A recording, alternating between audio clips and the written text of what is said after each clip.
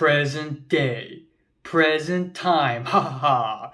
Hey guys, what's up? It's a Culture Detective here, investigating your favorite albums, and today I'm going to be doing an album review on the new sonhos tomam conta album, Maladaptive Daydreaming. So sonhos tomam conta is a Brazilian shoegaze emo musical artist.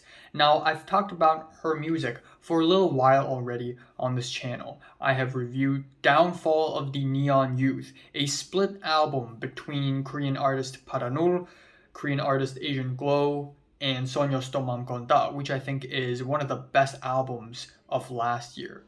Now, without hesitating so much, sonhos tomam conta has released new music in an EP called Insolação, which I thought was pretty good, has a lot of potential, but still hasn't realized all the potential yet. And not even half a year has passed, and she has released a new album. And I didn't forget to do research this time. But right off the bat, we have a really cool album cover inspired by Serial Experiments Lane, and even in the middle of this album, we're going to have a Serial Experiments Lane sample here and there. And that just goes to show that sonhos tomam conta has great taste in anime.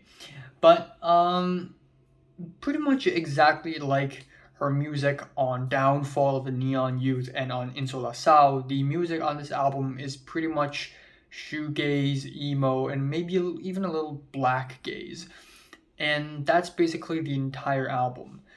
I'm going to talk about the tracks I love first, and then the tracks I dislike. The title track is a spacey, mellow album opener with shimmery, warm guitars and very washed out vocals. It's a beautiful, nice album opener that is both sunny and warm, but also to a degree lonely and sad. I like the track Corpos Helados Mañas de Sol, or Cold Bodies Sunny Mornings, which has a bit of energy to it. There's a Serial Experiments Lane sample in the middle of the track. There are some beautiful lyrics with flowers and bodies. Now, I don't speak Portuguese. Do I look like I speak Portuguese? No. So I'm not going to get into a lot of the lyrics on this album because I don't understand them. I did translate a few of them here and there, and they're all pretty nice and kind of abstract. Next up, we have the second track, Atrás de Cortinas, Atrás des Cortinas, which means behind the curtains. And in my opinion, it's kind of a production mess where we have these constantly flinging drums and these synths and vocals, and they all conflict with each other. The fourth track is Escamas do Mar, Scales of the Sea, which has kind of an ambient first half, but the second half is just really washed out and kind of forgettable, unfortunately. That is followed with Onirismo e Estações Despotadas, or Onirism and Faded Seasons, and it is a 9-minute long rock heavier track with thunderous drums. In the middle, it sort of quiets down into this really, really nice section, and then it builds up to a climax. I like that it is multifaceted. I like that it is really warm and pretty. I wish there was more of a variation between sections, but overall it's not bad.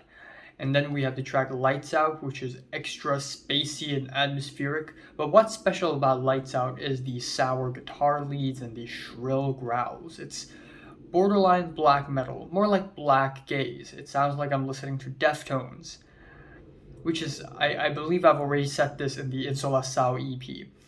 Then we have Nothing's Gonna Hurt You Anymore, which is a solid 7 minutes of washed out reverby noise. In my opinion, it's a little bit one note, and the instrumentals do not justify the length of the track. Then we have Full Blossom of Evening, which is a spacey instrumental interlude, which is once again really warm, really summery, really nice. And that sort of segues into our final track, 42 Wallaby Way, Sydney, which is basically the previous track. Take that sound and develop it into a full track. And it sounds pretty good. Again, with the reverby vocals, the washed out guitars, it's pretty much the formula that she is going for on this album. So overall, it's a pretty solid album. Now, if there's one huge thing that I would like to say for this album is that I really, really wish there was more of a versatility for this album, because almost all of the tracks on this album sound pretty much similar, one way or the other. It's emo, shoegaze, black gaze, formula, reverby vocals, reverby guitars, and that's the whole thing. And I wish there's more of a variation. And another thing is, I just wish instrumentally it gets more creative than this. Because once again, I'd like to say that it has a lot of potential. It could potentially develop into something really unique, but I just feel like she's not quite there yet. So I'm just gonna leave this album in a strong 6 to a light 7 out of 10. So, have you listened to the latest sonhos, tomam, conta album? For 1 to 10, I would just rate it, like it, and subscribe if you want more. And thanks for watching.